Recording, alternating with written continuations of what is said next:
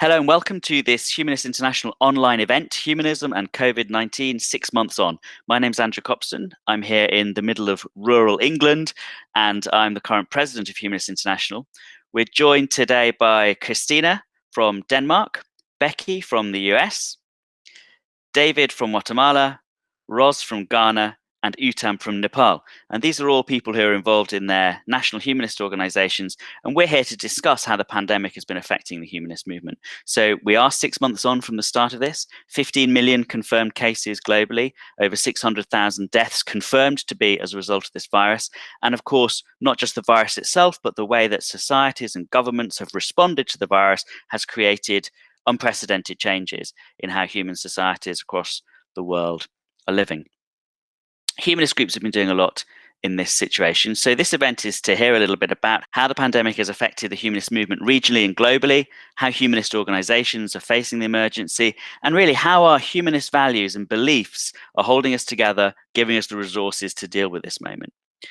Well, right now, the United States is by many measures the worst hit nation in the world, for all sorts of reasons. So let's start with Becky, who's our colleague there from the United States. Tell us a little bit about how the US is doing right now.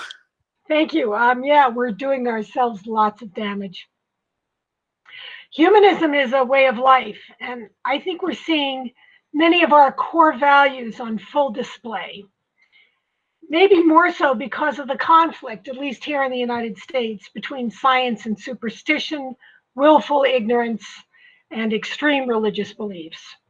The success stories in our struggle come from the sciences, not from the religious communities.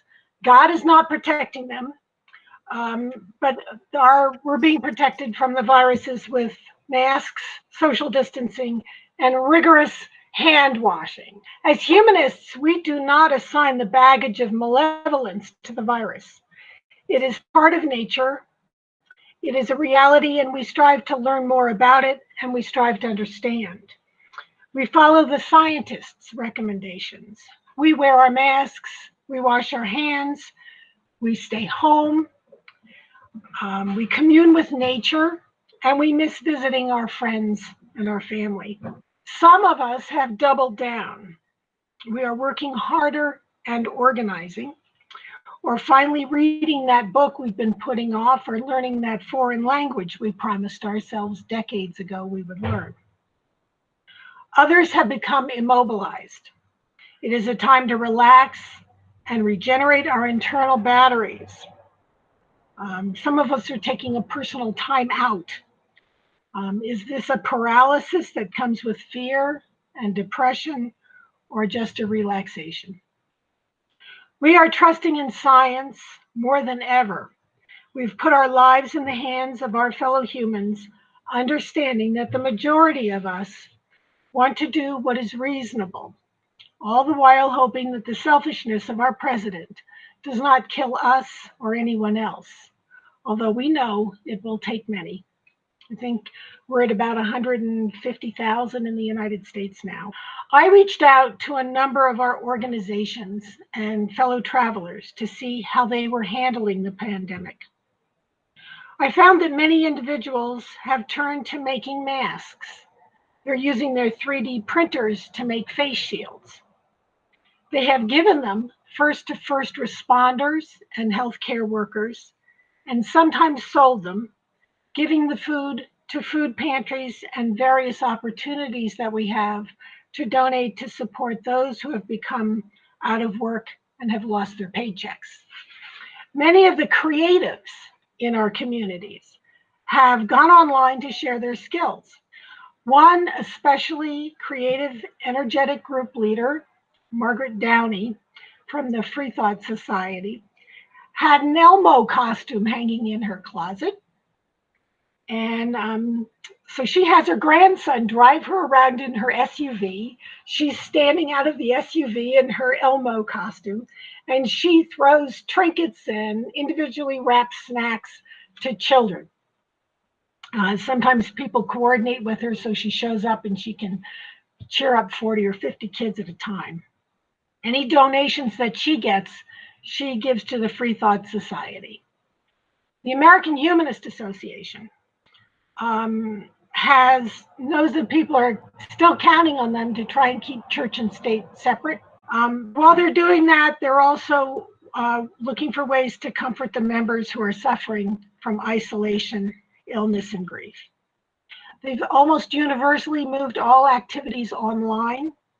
The preferred format for these groups within the United States seems to be Zoom. Their local groups have increased their use of speakers. Now you can get them virtually for free because everybody will hop on in their Zoom and give an hour to a group. The chaplains are finding that they're redirecting some of their energies from, usually they're hospital chaplains in this country. And so they're redirecting their energies because of COVID from taking care of patients to taking care of healthcare workers. So there's a real shift in that particular area. The United States government is, as I mentioned before, using the pandemic as an opportunity to theocratize the government, giving economic support to churches, church schools, and other religious organizations. So this is transferring resources from secular organizations that serve everyone to religious organizations that serve only their own. Nonprofits, most of our organizations operate as nonprofits. All of our funding comes from donations, and that, of course, is getting a lot tighter. So there are a lot fewer financial contributions coming in.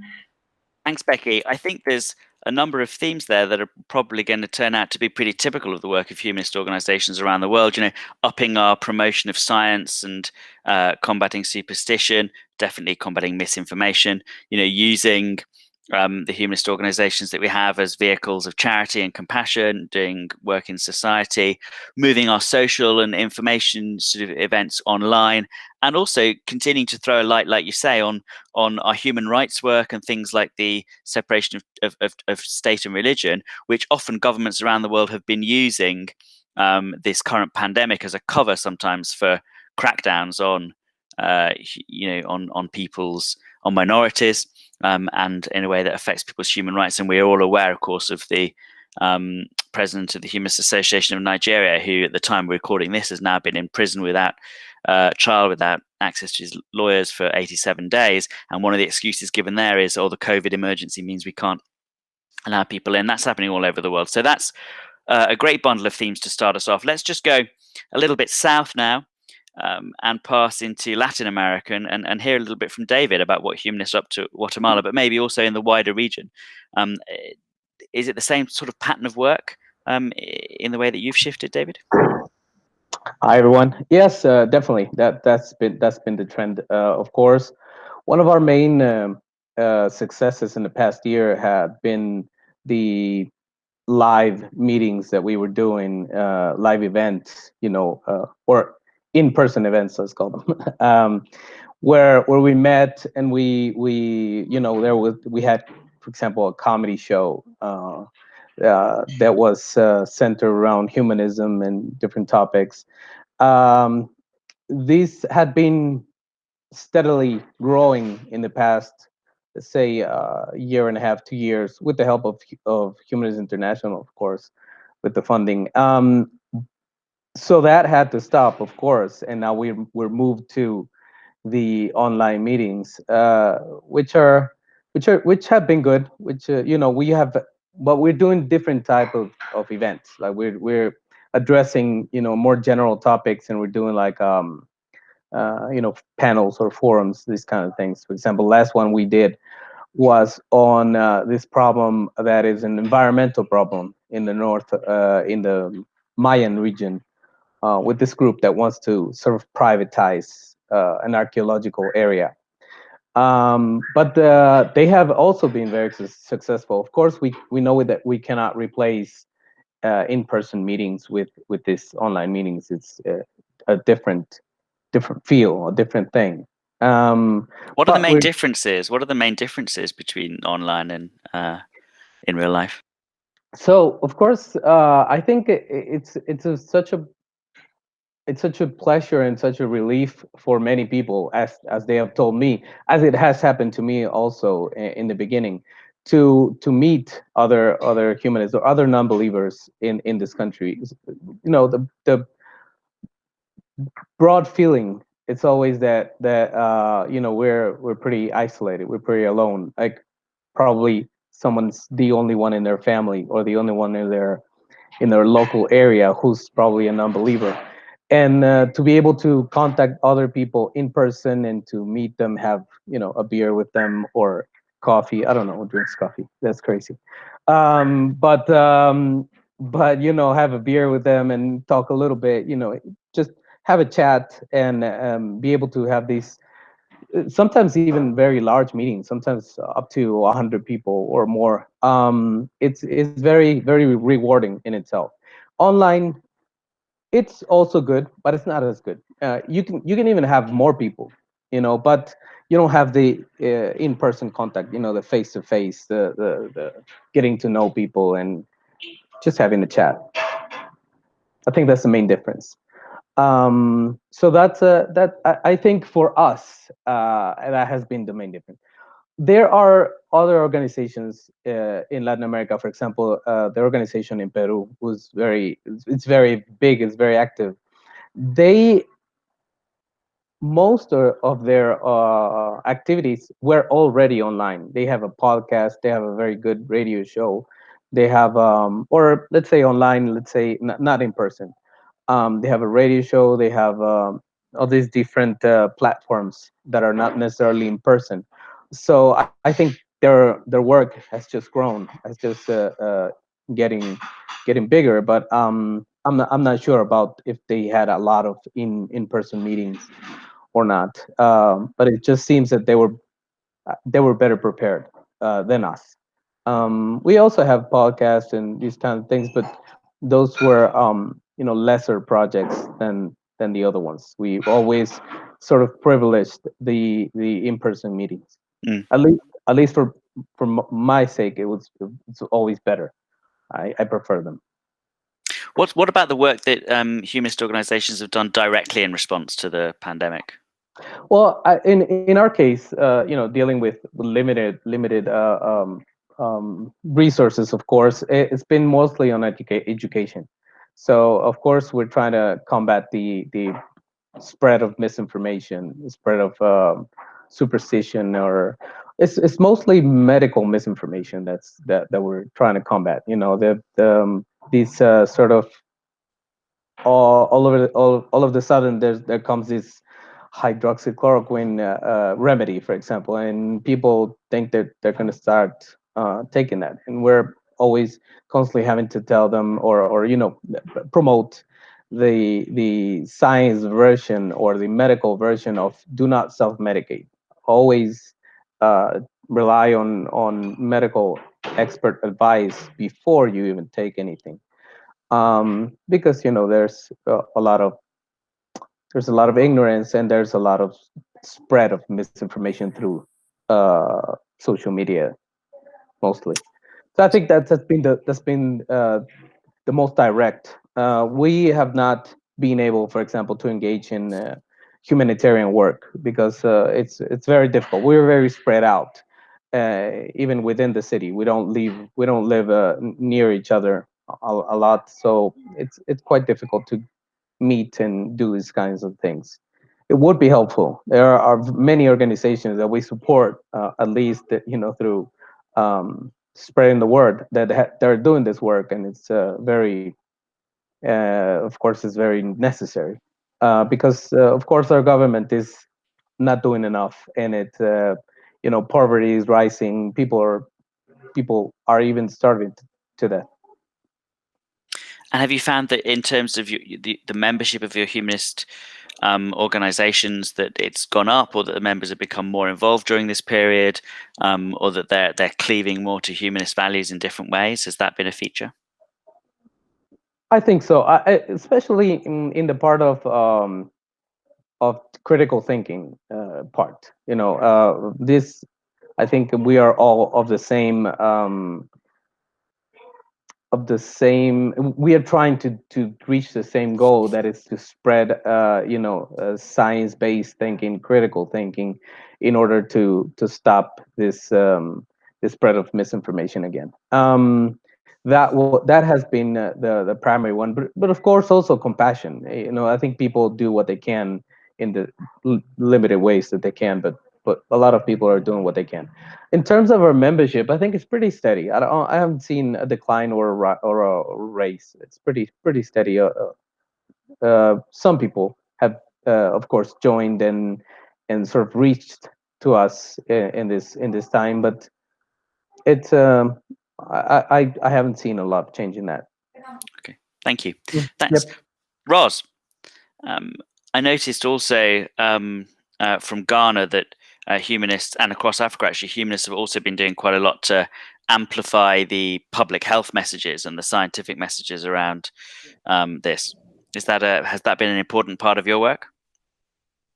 Yes, right from the beginning, it was in February that the first cases were reported in Ghana. And as of now, our number the case count stands at 30,366 cases recorded and 26,687 recoveries and 153 deaths as of yesterday.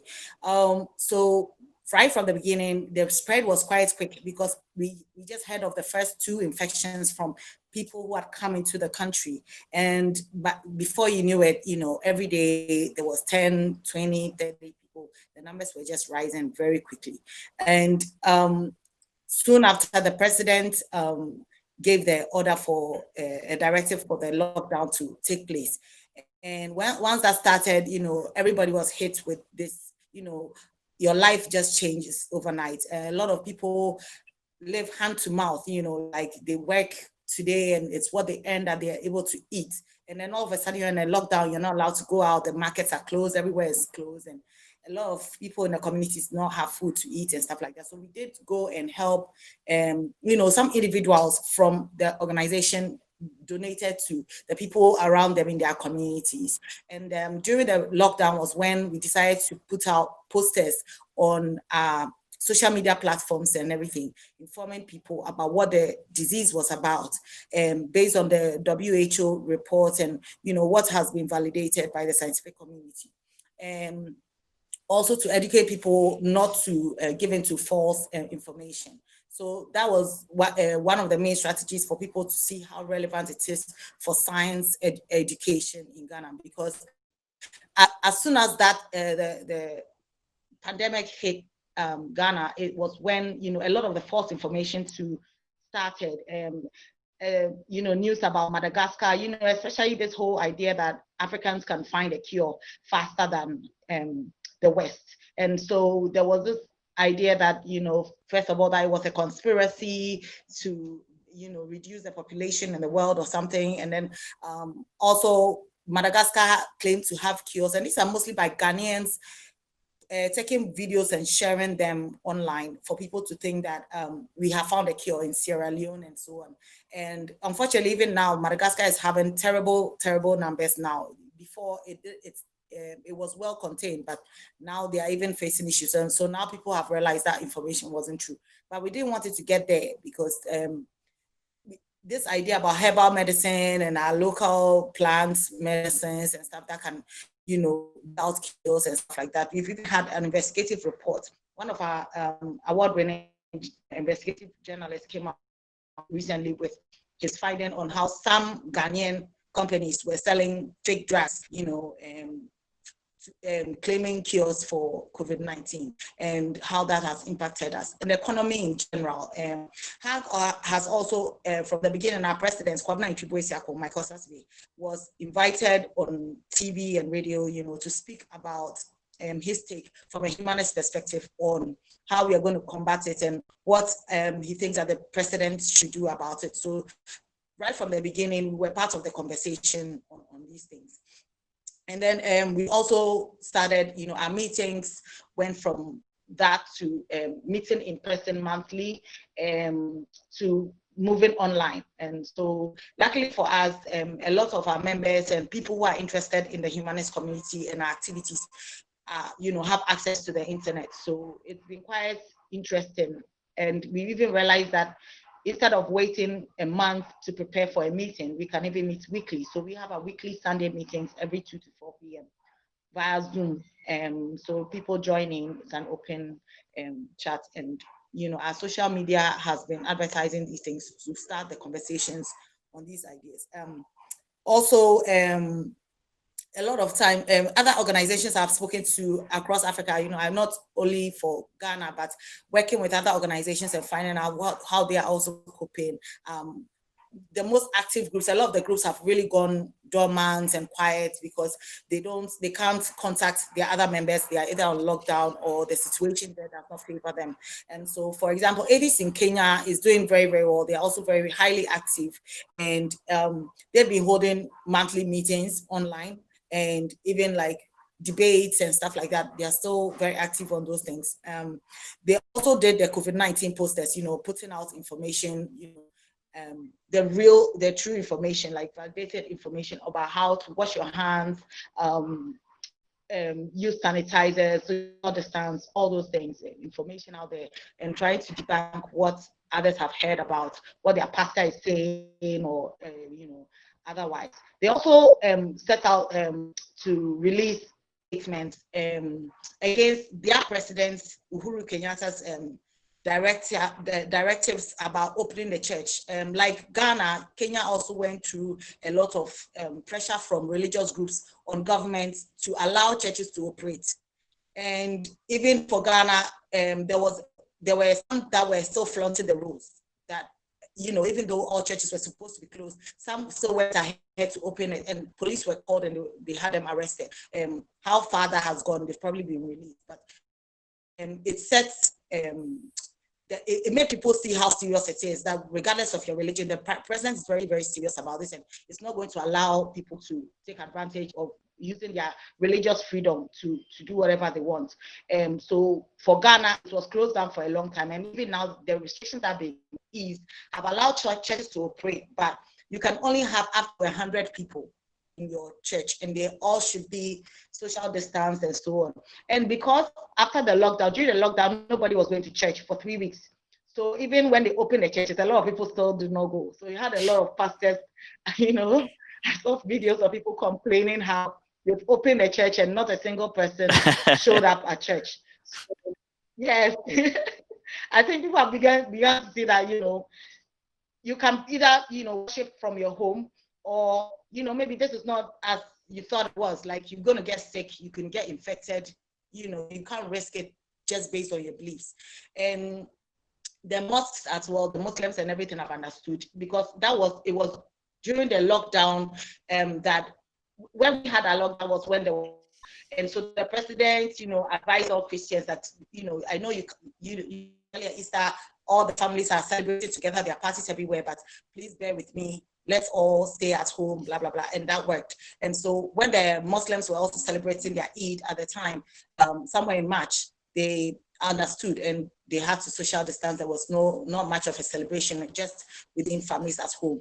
And AIK also faced the same thing, but their president, I guess, was facing a lot of pressure from religious groups, and they have that much power. So they allowed them to open the churches. And so they, as an organization, released a press statement against what the president's directive, or to let the president know that it won't be, it will be detrimental to the people of Kenya if he opens the churches. And so I really commend them for them speaking out against speaking out against the political front and all that. And even for Ghana, it's our election year. We are voting in December. So even with the ease of restrictions, there's been a lot of backlash and opposition, and a lot of difficulty with the main opposition party and the current government. And the fact that we are 6 months on, and another few months to another 6 months or so, 5 months or so to the election, and there are no rallies, there are no campaigns going on. It's really quiet, and it's very difficult because most of the country do not have access to electricity or how much more internet. So for the other opposition parties to campaign is going to be very, very difficult. So in your experience, Ros, what humanist values are they the ones that have been particularly spotlighted by this situation in Ghana? So I'll talk about like how AIK and Humanists Association of Nigeria as well, how they've been handling things. A lot of them, and including HAG, would say that compassion, the idea of understanding that we are all not equal, equality is not there in terms of gender, in terms of class systems, in terms of so many other ways. And that's the time for us to step up and, recognize that, let people know that equality is a serious issue and how we can show compassion to each other as people. A lot of it too is the fact that there's so much false information going on, false information from so many angles, and with a lot of people, especially with the older generation, that don't know how to handle to discern what is truth and what is not on that. Humanists Association of Nigeria, we all know what has happened with their presidents, so they've also been facing challenges, even with the number of members who are joining. They have said that since COVID-19 started, they've not had a single meeting this year, when they were, the group was buzzing very much last year with Mubarak as president, and then having to step up on his campaign to try to get him released and all that. So they've also been facing so many challenges. So would you say that the situation probably in many African countries has actually damaged humanist organizations' capacity with members and new members and so on? Or is Nigeria just a... Yeah, it has. Yes, yeah, okay, thanks. Thank you. Uttam, coming to you now and talking a little about Nepal and the region. How has the pandemic been affecting the humanist movement there? In Nepal, if we're talking about Nepal, so far we have found 18,000 people who are infected, and 45 people died already because of COVID-19. So this is the actual situation happening in our country. There was a lockdown for 2 months, and recently it's eased, and the crowd has gathered, of course, in the major area, which is a big threat to, let's say, this infection. From the beginning, we had to, as a humanist, from humanist perspective, we had to, deal with certain silly issues which we are regularly dealing with, actually. In the beginning, a lot of priests, the Hindu priests, started saying, if you drink the cow urine, the COVID will be cured. So many people started doing that. So of course, this has a other side always. And then also some people, they gathered in the public and they started saying the corona is some sort of goddess and we should preach her. This goddess has become very angry. That's why she is killing us. So there were a lot of religious, programs happening in different places in the name of Corona Devi. Devi means goddesses, the woman god. So, yeah. And similarly, there is one sect of Muslim people who used to travel to different pilgrimages, in different countries. Like they come to Nepal and they go to Qatar and they go to Malaysia and they go to India to different religious pilgrimages. And eventually Nepal found that those are the people who are bringing the coronavirus into Nepal. So I think 5 or 6 of them were identified initially. So after that, there was a big hatred against the Muslim community, saying that Muslims are the one bringing coronavirus in our country. So we had to deal with that issue as well. As a humanist organization, SOCH Nepal, Society for Humanism, engaged quite actively. Actually, I can say we engaged as a civil society organization in number one position. We work with the WHO and Health Ministry together to provide the information about the COVID-19 to general people. We have developed our own mobile application, which is owned by the Ministry of Health. So we are the one disseminating all the regular information to people about COVID-19, including making we say IEC material, which is information, material to the people. And we also try to break superstitions in the name of Corona. And luckily, the spokesperson of the health ministry, he also liked our idea of breaking the superstition by scientific idea. Let's say he once openly said that please don't preach any god or goddesses in the name of corona. It's a virus, and it should be dealt with the scientific people. There are specialized people out there. There is nothing to do with your god or goddesses. Stay inside home, that will make you safe, not your god or goddess. That's what he said. So this kind of informations are regularly disseminated, which is a good news. And similarly, the big challenge is when India was badly hit by coronavirus, Nepal was like completely virgin. There was no single coronavirus case in Nepal. And a lot of India, Nepali people who were working in India, they wanted to come to Nepal, of course, and they were like piled up in the border side of Nepal. Hundreds of thousands of people were there, Nepali people, but they were not allowed to come inside Nepal. So in that place, many people, some people died of hunger, and there was a lot of crisis. And after, I don't know the exact, how many days they stayed. After a month, they were allowed to come inside, and eventually they brought the COVID as well. So that was the lack of government's management, that they just piled all the people, outside the border. And when the coronavirus was like spread among them, so they just invited people inside. So that made COVID like spread very rapidly in Nepal. Mm.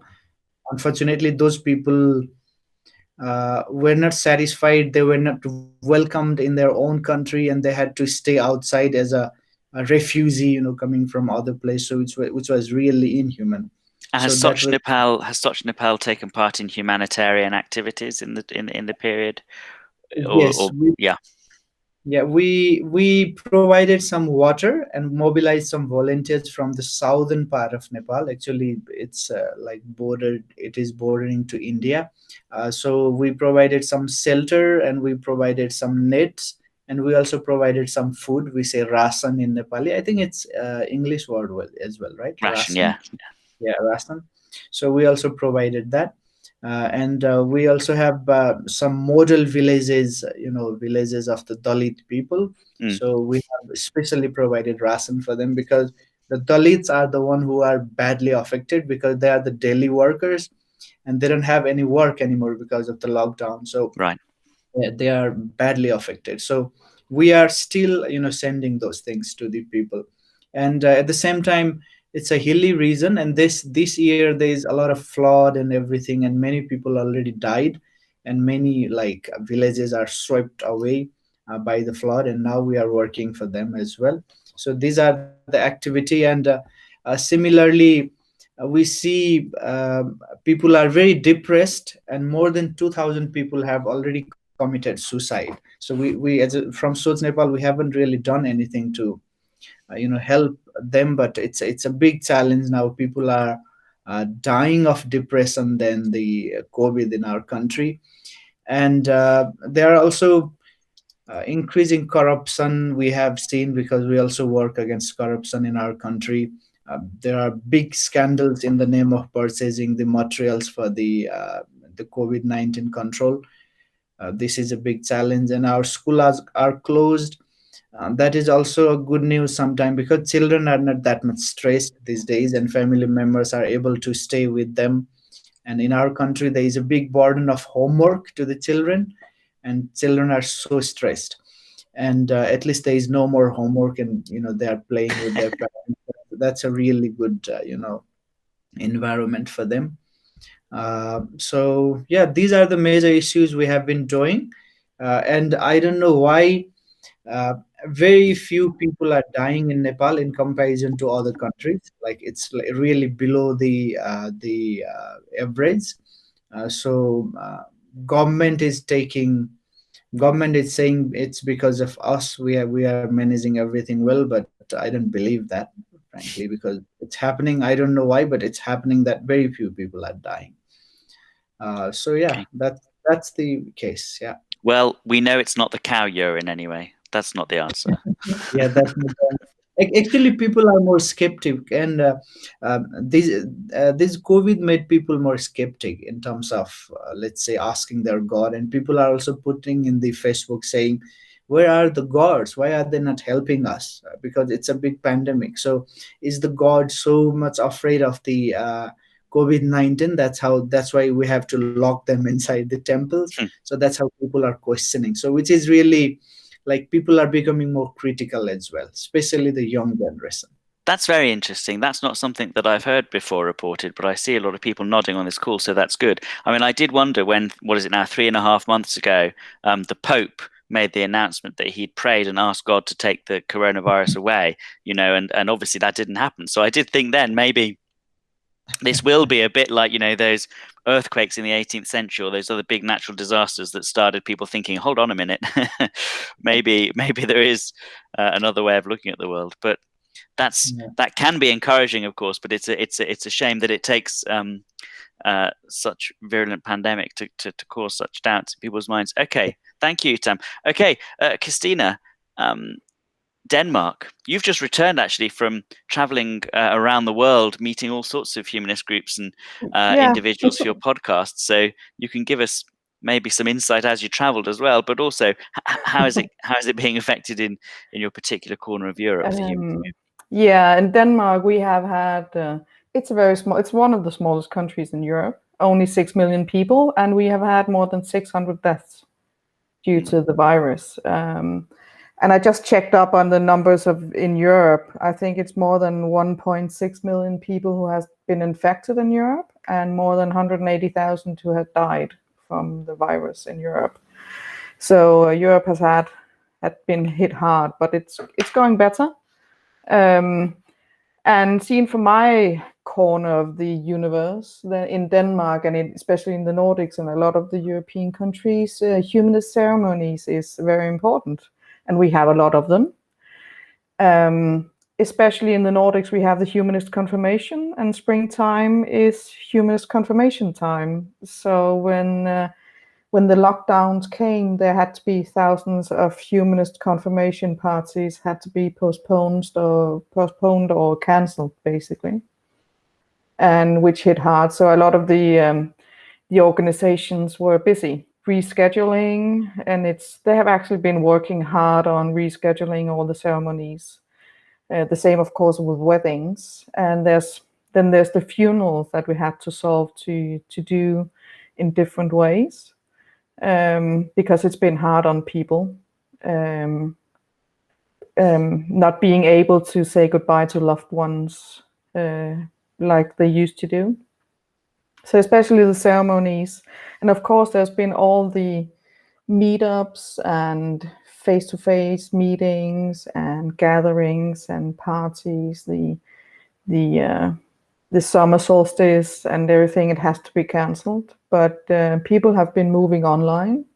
I think the activity has been down in most parts of Europe because we've just postponed things and just went into quarantine, most of us, and then had online meetings instead. But of course, there's also been a lot of our members who has been, like the rest of the world, there has been a spike in mental health issues. There's been a huge spike in domestic violence, both towards women and children. And also there's been a spike in racist attacks.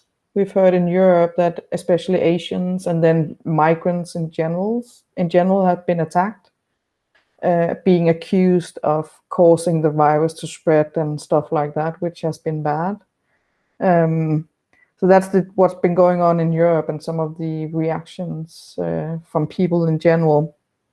And of course, that's because everybody has to be locked down in their own homes. Because there's so many countries in Europe, there's a huge difference on how the different countries had treated the pandemic. In some countries, there's been total lockdown, people not allowed to leave their homes for weeks, basically. And then in the other end, there's been countries that has been almost open. So I know Italy had been locked down, closed down for weeks, but as an example, Sweden had hardly had any close downs, but they have had, that death toll is high. And Denmark is kind of like in the middle, where we were quarantined, but we were allowed to go out to go for a walk because it's healthy for you, also for your mental health, and to go shopping and stuff like that. And I think we're almost the only country in Europe now who are not promoting to cover your face when you go out. You don't do that in Denmark, but you do it many places. So there's a lot of difference on what's been going on and what's possible in the humanist organizations. And of course, there has been in Denmark, our chaplains, which we have just started up, they started to offer to talk to our members who needed someone to talk to. And I think like you said, Becky, from the US, that also the chaplains have talked to other people that they normally talk to. And I think it's also happened in Europe, because it's been other people who needed someone to talk to about the challenges they have faced every day. This has certainly been the case in the UK. Yeah. Humanist services like pastoral care and like ceremonies like funerals as well, like you say, have actually innovated and adapted quite a lot. In the UK, like you say, moving from providing the pastoral care to patients or to prisoners in prisons to actually providing pastoral care to celebrants and the people who are doing the funerals and their fellow humanist professionals, but also doing more broadcast, into hospitals and into prisons. And I think that's in Europe, where there's often a lot more capacity and infrastructure in the humanist organizations. They might be state funded, or they might just have a lot of members and a lot of funding coming in.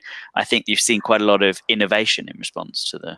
Yeah, I think so. And then it's also been, because we are so close in Europe, to see the differences between country to country, also how the governments have handled it.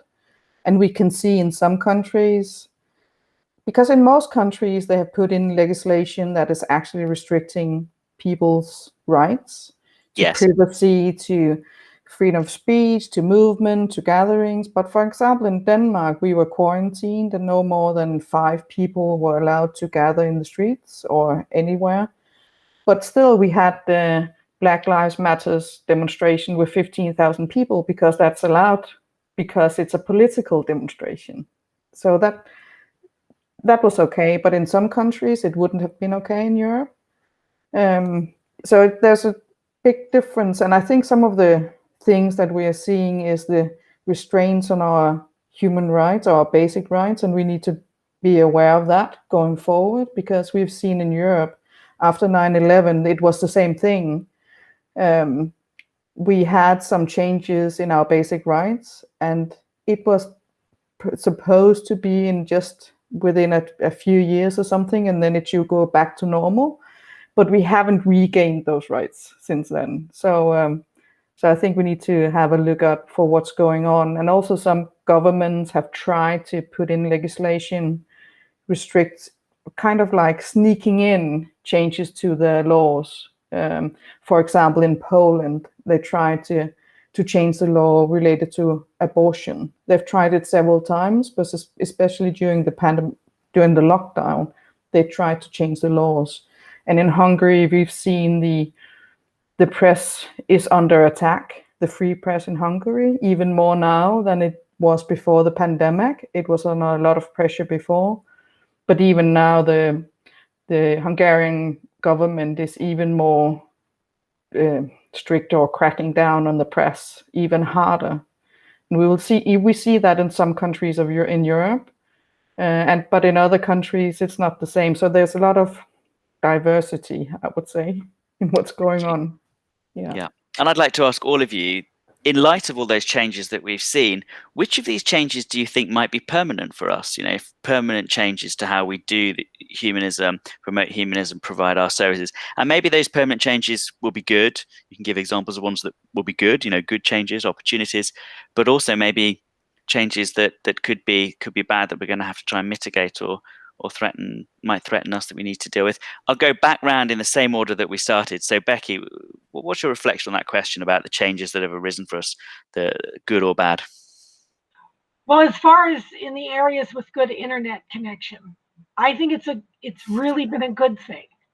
The move to sharing speakers, the move to putting everything online so local groups can tap into them and use them, the move so that there's outreach to, usually we lose our older members when they become housebound or invalid for whatever reason. But now organizations are able to move out. And I think that's going to let us grow. I think that's going to be really. So that's an opportunity. That's an opportunity that's come. Okay, David? Yeah. David, are things looking that way down south? I think it's both an opportunity and a risk. I've always been, like I said before, an advocate of in-person meeting.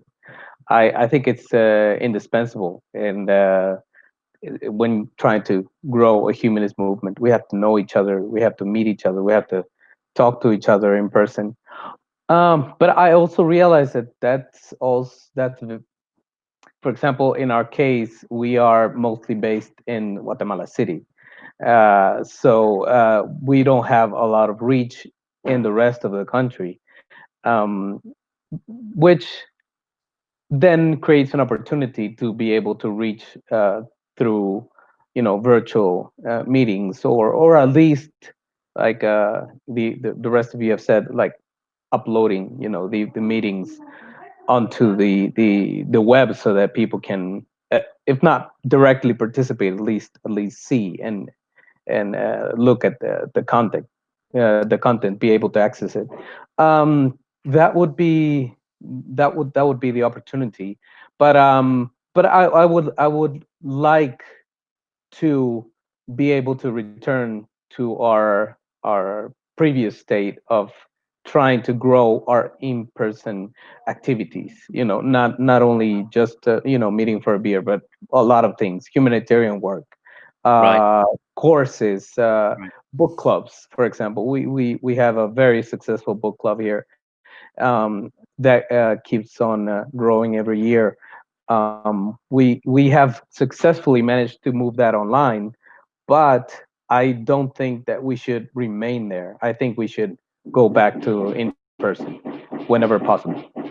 Okay, thank you. I mean, what's interesting there is it might be that, like, it's a bit like many of us who have been working from home, especially where we've got the luxury of the resources to do that, in terms of IT and bandwidth and everything, is that it's one thing to take an existing successful team and move it online, and you can then really make the most of those opportunities. But it's another thing to try to build a team from nothing online, or from an earlier stage in development online. And I think that it's one thing to take a humanist organization or humanist community that already exists in real life and move it online, but it's another thing to say, right, we don't have an organization in country X, now we're going to set about capacity building and just start online. I mean, I don't know how you would do that, and I think that's a big risk, isn't it? Because, like you say, David, the relationships start with meeting and seeing each other really face to face, and I think that is so that's the risk of what Becky says as well. Roz, what about you? What of these more permanent changes, good or bad, do you think we'll experience? Yes, like you're saying, in our personal life, for example, I also work from home most of the time.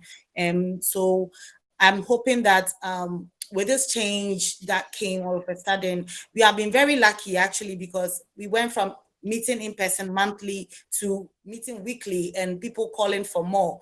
And so it has really helped, because our fear was for the sense of community, which is so important for us as African humanists, as a minority. It has really helped that we can still meet and still be active as an organization in Ghana. But what I hope that might get better is also a sense of how we treat each other, as in how we become more considerate about others, wearing face masks and so on, for all those who thought, initially, oh, it can't be that bad and all that. But with over time and speaking about it, and more people realizing certain examples of, as humanists, every time you go out, you're sanitizing, you're wearing your face mask. It makes people realize that, you might not, even for anything at all, you should care about not infecting other people if you are not that scared about it, so like I hope those are the kind of habits that will continue as well. And then the sense of compassion, example for the Humanists Association of Nigeria, a lot of the organizations from various parts of the country came together to give to their members who didn't have enough money to pay rent and food in the house and stuff like that. And I'm hoping that continues, that we realize that we can have an alternative lifestyle, beyond religion, after, leaving religion, that within our humanist community, we can still give to each other. And we can always know that, you have brothers and sisters within a community that are there to support you. Thank you. Thank you very much. That would be an amazing permanent change. Uttam. Yes, I believe that some of the companies are permanently going for online after this. It's very cheap for them as well, and in many countries they have already started this. So this is, yeah, we can say good or bad. Of course, it's up to there, but that would be a permanent change. Is it something that And you've done? Has Soch Nepal moved its events online? yeah, some of the events we have already conducted Right. online with members and all the university professors like that. So yeah, so I think we will continue this, some of the event. And then also people are very concerned about their personal health and hygiene, because in our country the health and hygiene was not that good. So people are very cautious about washing their hand and showering and those kind of thing, I think, which is very, very important. So this will like continue, and not throwing all the garbage in different places. That was also our culture. So I think people are very cautious about that now. At least that will remain for like generations after this, I think. And similarly, the digital disparity is like decreasing now, because uh, people who didn't have access to internet were like left there, but now government is forced to send the internet to the villages so that people will participate in all the things as well. For an example, now some children are not able to come online to communicate with the teachers. Now the government is saying, okay, all the schools should have internet, and the village should have internet, so that they can communicate even though it's a lockdown, school is not running well. So I think the digital disparity in our country will be very less. And for sure, as a humanist, I have to say there would be growing number of people to question the existence of God, because this is a big big threat to the existence of idea of existence of God to the people. Now people will say, where were they when the scientists in, let's say, Oxford University were working hard to find out one vaccine? Where is your God? So they completely disappeared. So I think that that kind of masses will be strong. In Nepal, people are just talking about the biggest gods in our country are the doctors at this time, so we have to save them, and they are the gods. So I think, yeah, that kind of critical thinking will emerge forever, and people will start questioning. Yeah. Fantastic. Well, as we all know, the Humanists International Annual General Assembly is going to be in Nepal next year. So I think we're all really happy to hear about those skyrocketing improvements in public health and and care that we're all going to be enjoying there. Christina. Yeah, I'll just chime in on the online presence. I think we'll look at different ways to use online presence in our organizations, and also maybe cross-border, for example, in Europe, where we haven't had so much cooperation. And I think some of the pandemic has showed that, and it's really sad, because when Italy was really hit hard, they reached out and asked for help in the rest of Europe, and the other countries were very slow at offering help and sending help. And I'm sad to say that my country didn't help at all, or they sent old equipment. And I think that's shown that maybe Europe is not so tight-knitted as we thought. And I think people are talking about it. It has to change. And I think we also should do something about it in the humanist organizations. And then I think we might have opportunities for new services, like the chaplaincy for other people, our own members, or something like that could be something new. And I also support the hygiene part, because people were just in the beginning talking about COVID-19 as, oh, it's just another flu. And so many are dying of the flu, and we don't close down our countries due to that. But well, if we just put on our face masks in the winter and did wash our hands properly, we could actually save thousands of lives every winter when the flu hits Europe. And I think that could also be something we learn from this. Thank you. Thank you all. The one thing that definitely won't change is the inclusive and diverse nature of our global humanist movement. I know that we'll carry on sharing and supporting each other across borders. Thank you to all of you for doing that today. And if you're watching this from a humanist organization that isn't represented here on the panel today, but you recognize yourself in all the work that we've just been discussing, thank you too for everything that you're doing.